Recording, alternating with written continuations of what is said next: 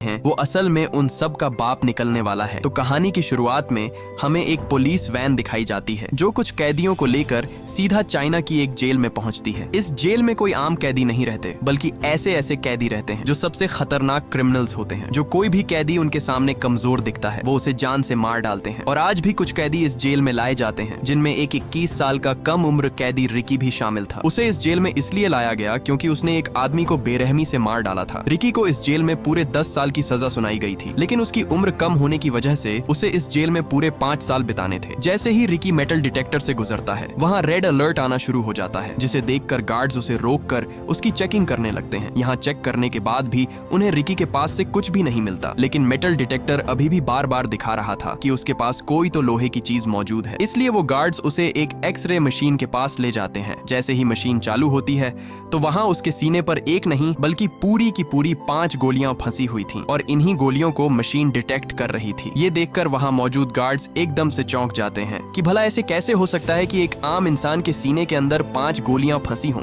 लेकिन फिर भी वो बिल्कुल सही सलामत खड़ा हो। वो गार्ड उससे कहता है कि तुमने इन गोलियों को निकलवाया क्यों नहीं। आगे से रिकी उसे बताता है कि ये गोलियां मेरी बॉडी के लिए एक पावर है, इसलिए मैंने इन्हें नहीं निकाला। फिर हमें दिखाया जाता है कि यह जेल असल में 4 अलग अलग ब्लॉक्स में बटी हुई है और हर ब्लॉक पर एक खतरनाक कैदी का राज होता है। ये चारों अपने अपने हिस्से के बादशाह होते हैं, जो चाहे करते हैं, जिसे चाहे सजा देते हैं। हर सेल का लीडर अपने इलाके में किसी को सांस भी अपनी मर्जी से लेने नहीं देता और जेल का हर एक कोना डर, खून और जुल्म से भरा हुआ है। सुबह होते ही सब अपने कामों में लगे हुए थे। तभी वहाँ एक कैदी आता है जिसका नाम सैमुअल था, जो वेस्ट ब्लॉक का लीडर था। वह आते ही वहाँ एक बूढ़े कैदी विंग को पीटने लगता है, क्योंकि उसने उसका कहना नहीं माना था, इसलिए वह उसे वहाँ पीट डालता है। दरअसल ये आदमी अपनी पूरी जिंदगी इस जेल में बिता चुका था और उसे इस जेल से बाहर जाने की कोई भी उम्मीद नहीं नजर आ रही थी, क्योंकि उसे पता था कि वो इन जालिम और बेरहम कैदियों के बीच ज्यादा देर तक जिंदा नहीं बच पाएगा। इसलिए उसने जेल में ही एक छोटा सा खिलौना अपने बेटे के लिए बनाया, ताकि वो अपने बेटे को एक आखिरी तोहफा दे सके। लेकिन इसी दौरान वो खिलौना सैमुअल उठा लेता है। वो बूढ़ा कैदी अपना खिलौना उससे वापस मांगता है, क्योंकि ये खिलौना उसने अपने बेटे के लिए बहुत मेहनत से बनाया था। लेकिन तभी सैमुअल वो खिलौना उसके सर पर दे मारता है, जिससे वो नीचे जा गिरता है और उसके खिलौने के टुकड़े टुकड़े हो जाते हैं। सैमुअल उसे धमकी देता है कि अगर आज के बाद मुझसे पंगा लिया तो जान से मार डालूंगा। यहाँ वो बूढ़ा उसके ताने सुन सुनकर पूरी तरह तंग आ चुका था और अब उसके दिल में सैमुअल के लिए एक बदले की आग भड़क उठती है। इसलिए वो खिलौने का टूटा हुआ टुकड़ा उठाकर उसकी तरफ भागता है, लेकिन सैमुअल का चमचा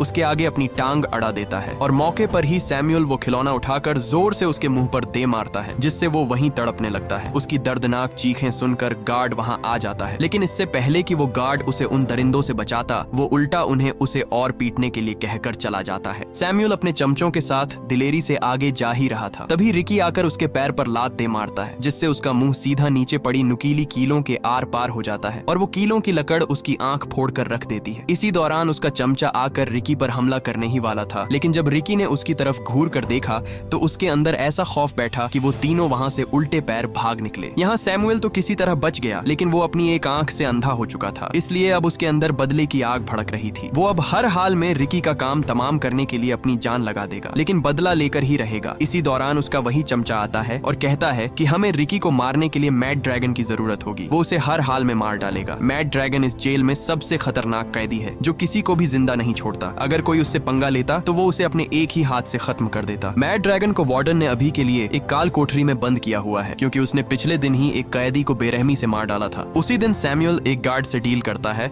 और कहता है कि आज ही विंग को बताओ कि उसकी सजा और बढ़ा दी गई है और अब वह इस जेल में पूरे 20 साल और बिताएगा। इसलिए वह गार्ड सीधा उसके पास आता है और बताता है कि अब तुम्हारी रिहाई कैंसिल कर दी गई है और अब से तुम्हें 20 साल और इस जेल में गुजारने होंगे। ये सुनकर उस बूढ़े कैदी के पैरों तले जमीन ही खिसक जाती है, क्योंकि उसे पता था कि अगर अब वह इस जेल में रहा तो सैमुअल उससे अपना बदला जरूर लेगा और उसे तड़पा तड़पा कर मारेगा। इसलिए वो गार्ड्स के